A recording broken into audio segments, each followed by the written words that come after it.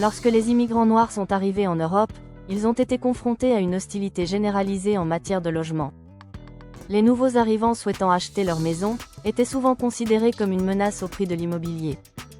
Les promoteurs immobiliers européens ont suivi le redlining informel de style américain pour restreindre les achats et les locations de biens immobiliers. Les riches propriétaires terriens et les autorités locales ont également placé les nouveaux arrivants dans des zones désignées, qui sont rapidement devenues surpeuplées.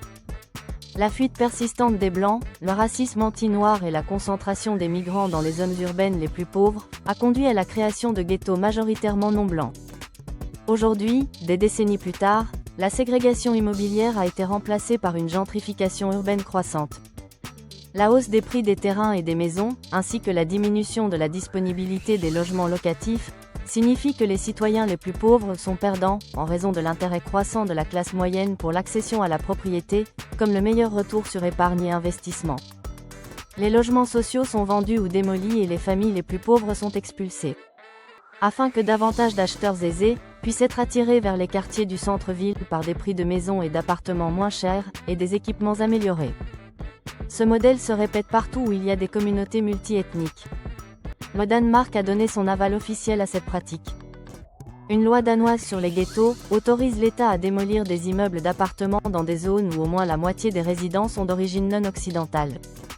La loi sur le logement social du pays catégorise les quartiers en fonction du chômage, de la criminalité, de l'éducation, du revenu et de la population immigrée.